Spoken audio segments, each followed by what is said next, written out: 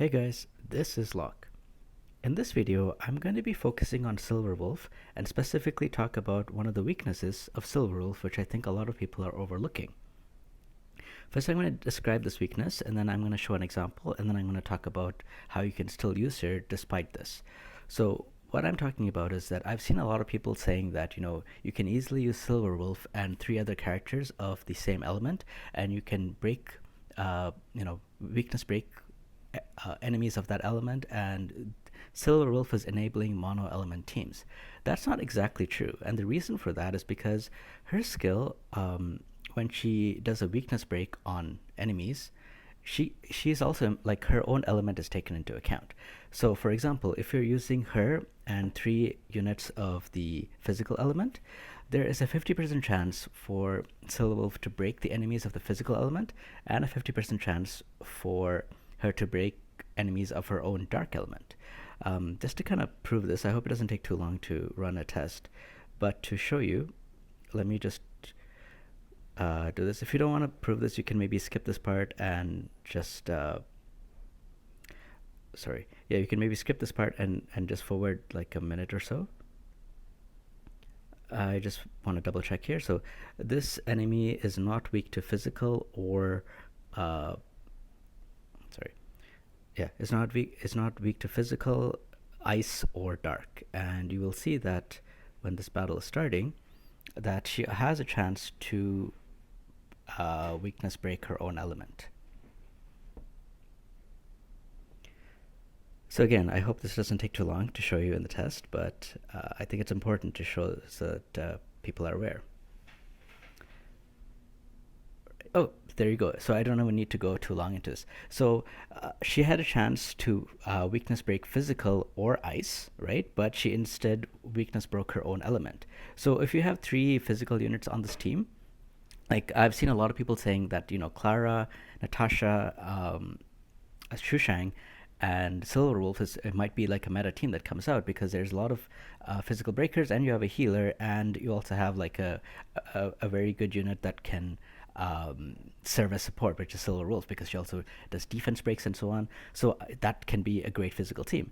But you can go into this and you can get ready and use her skill, and she weakness breaks her own element. Now you might just look at this and say, you know what, like that's not a big deal. So the very next turn that Silver Wolf takes, she can just use that skill again, and this time for sure she will weakness break physical. That is very true, but I will tell you why that might not really work as you are thinking. Um, so there is another video that I made before when I talked about challenging this stage right here, stage 6, and these guys specifically, the silver main lieutenants, they were very hard to take on. At one stage there is two of them, and the only way that I found to defeat the stage was to consistently break them, like weakness break them, right? So when you're getting to high stages of the Memory of Chaos, which I think really is the main appeal of Silverwolf. Like a lot of other content is pretty easy, right? Like this is the really tough content that people are going for. So you're looking at team building and you're saying, you know what, I'm going to use Silverwolf and these three units, and I'm going to be able to take on a lot of challenges because Silverwolf is going to break them, and I will much more easily be able to do these stages. But again, as I said, so when you get to these difficult stages, you really need to consistently break these enemies. If you have Silverwolf, you get into the fight and you need her to break physical, and she doesn't, she breaks darkness, you might lose the fight right there because you did not break the bosses on the turns that you needed to, and so now you have to restart. And a lot of these boss fights, you don't start with the boss. You have to get to the third stage where you have the boss, right? Like this Bronya boss, for example. The first stage is these minions. Second stage is these lieutenants, and the third stage finally is Bronya. So you might get to this fight, and at the third stage, when you need to weakness break whatever element that you chose, Silverwolf might just give her own weakness to the boss, and now you have to start all over because Bronya killed you when you were supposed to weakness breaker. The other thing that I want to talk about is that this skill, once let me just go to her. So she has a trace ability that increases the duration of her weakness implant, like her skill, by one more turn. So that means this lasts for 3 turns.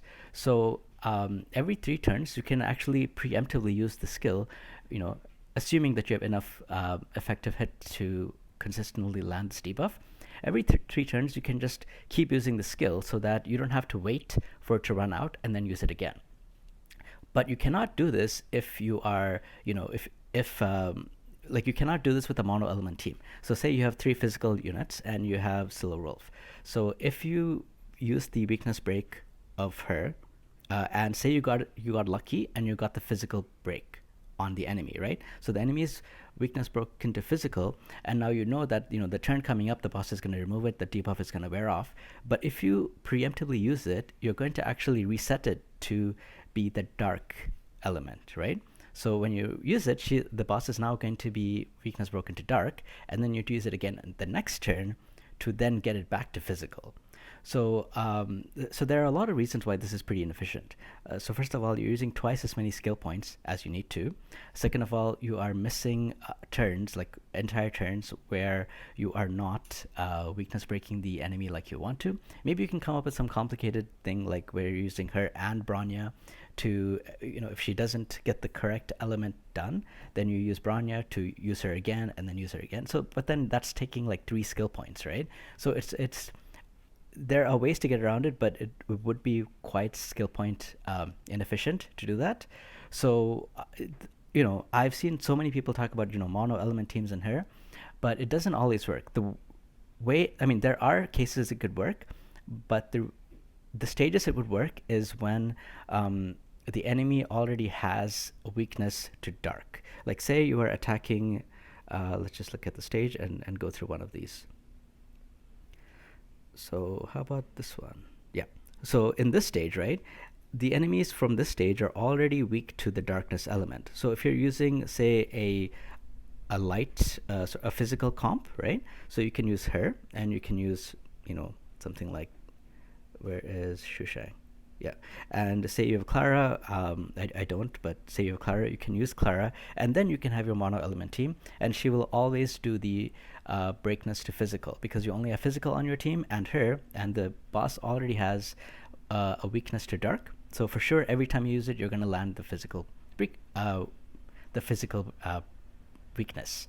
However, that's not going to work for every stage, right? There are only certain stages that are, weak to dark. So that doesn't always work out. However, I still think she's a very good character, but I think her maximum potential is only available when certain conditions are met. And one of those conditions, in my opinion, is to have another unit that does a lot of damage that is her own element. So in my case, I have Seelie.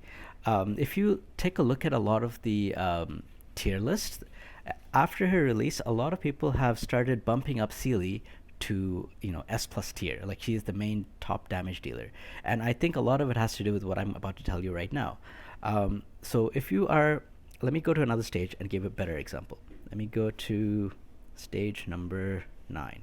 Okay, so here the boss is weak to fire, lightning, and imaginary. I don't have any imaginary characters. So now in this stage, I can actually use one fire unit, which is my tank. I can use March 7th. This is already something I would use in most stages anyway, and then I can use these two.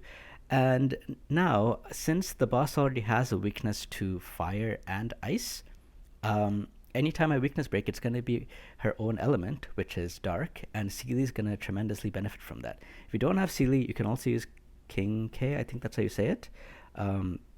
Not as good as Seelie, but I've heard a lot of people say that she has a lot of damage potential. You just need to be kind of lucky with, the gambling aspect of using her. But something like this, I think, would work so much better. She is, like, you basically, whatever weakness the boss has, you have to use 1 or 2 characters of that element, and then use Silverwolf and somebody else of her own element, so that whenever you are attacking them, you are always going to be you're always going to be weakness breaking them to the element that you want, which is dark, right? So let's go to another stage, and I can try to give you another example. So say this stage, right? Well, that already has dark. So let's look at this one. So I can use, for example, Natasha and Shushang, and then use these two. That's one easy way of doing this. But again, as I say, like, you really need another unit of the same element as Silverwolf to really take advantage of this. Now, all the enemies are weak to everything on this team, because Silver Wolf is going to provide that darkness break, and everyone is already weak to physical. Alternatively, if your enemy already has the dark break, right? Again, you can bring these two together, and then bring whatever other element that you need. Like, say you are heavy fire. Let's just say you're heavy fire. You can bring something like this, or this, or whatever. And now, Silver Wolf will give everyone the fire break. Well, it's not everyone, one at a time, right? But she's gonna give the boss the weakness to fire, and the bosses already have the weakness to dark. So this way, I mean, your team is basically running really well. The bosses are weak to everybody on your team. So I really wanted to get this video out there and talk about this, because a lot of people are really hyping up Silver Wolf, and she is pretty good. There is a lot more going to her than just her weakness break. Like, she also provides a lot of debuffs. Let me just go through her skills properly for just a second, because I haven't really made a video talking about her itself. But she provides a huge defense break, and then her talent reduces attack, defense, and speed of the enemies. I also really like her ultimate, because again, at this stage, like when you're doing these Memory of Chaos, I find the best way to tackle these is to weakness break enemies.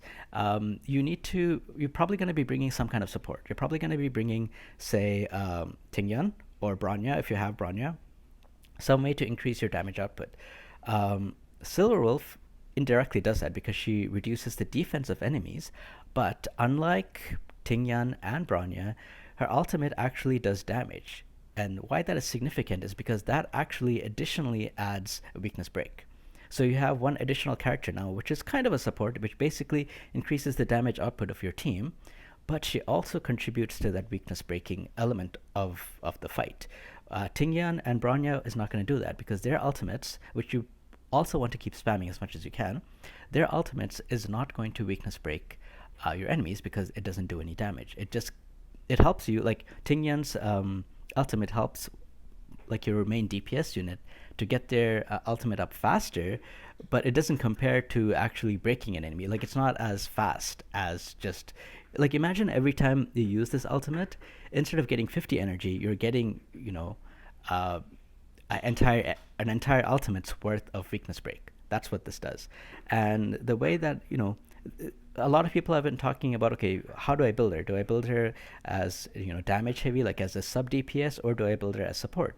You can actually build her using the team that I just talked about, like some other unit that's also dark, and then matching the other two units to take advantage of the boss's already innate weaknesses. If you're doing that, you can actually go with her as a full support.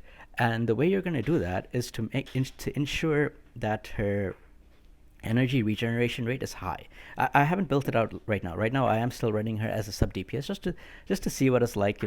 I have run that before in the past, and that was pretty good. So I might go back to it. But what I really want to take advantage of there is to increase the maximum energy. Sorry, not maximum energy, the energy regeneration rate. So I want to be running. Where is it? I want to be running this rope. I don't think I even have a purple rope that has. Sorry, yeah, this one, the energy regeneration rope, and I also want to be running this set, which again increases that rate by 5%. So already this is 17%. I think that's the maximum I can do, but it still helps me to get that energy faster. If I can get a golden rope, it'll be even better, because it'll be a higher rate, but I just haven't found anything like that yet, because it's really hard. It's a very hard drop to come by. But that's one thing I would do, and obviously her speeds needs to be as high as possible as well, and her effective hit rate. So those are the three stats you need to focus on if you're running her as full support. In addition to helping debuff your enemies, she's also doing weakness break on them. Like, her damage itself doesn't matter as much as the weakness break, in my opinion, for these really difficult Memory of Chaos stages. If you are running her as a sub DPS for whatever reason, then you can focus on her crit rate, because you want her to get as much damage out there. You can build up her crit rate. It's even easier to build her as a sub DPS if you pulled for her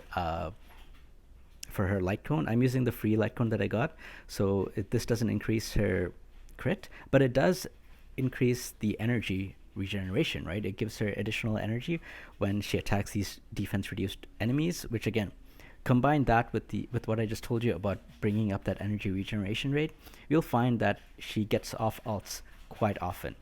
So yeah, like it runs well. When I used it, it ran quite well, and um, I don't want people to invest a lot in her because a lot of people are not at stage 8 9 in Memory of Chaos, right?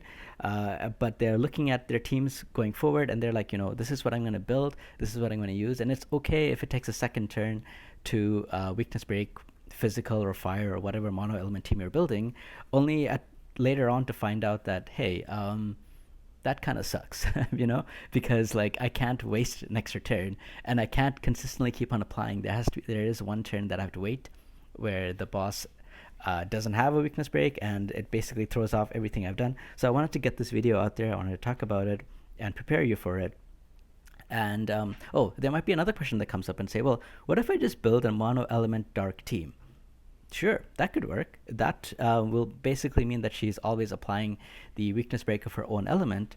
But the problem with that is that I don't know when there's going to be a dark healer, because you probably need something, right? Like some kind of defensive capabilities. You need somebody like her to provide some kind of shield, or even like March 7th to provide some kind of shield that's a dark element.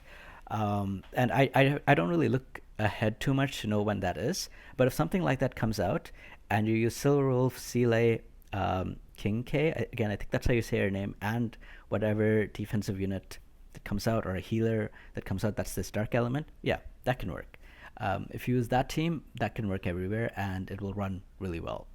But we're not there yet because that kind of unit has not been released, and you would need to you would need to invest in all of them to do that. And you also need to figure out what to do for your second part, right?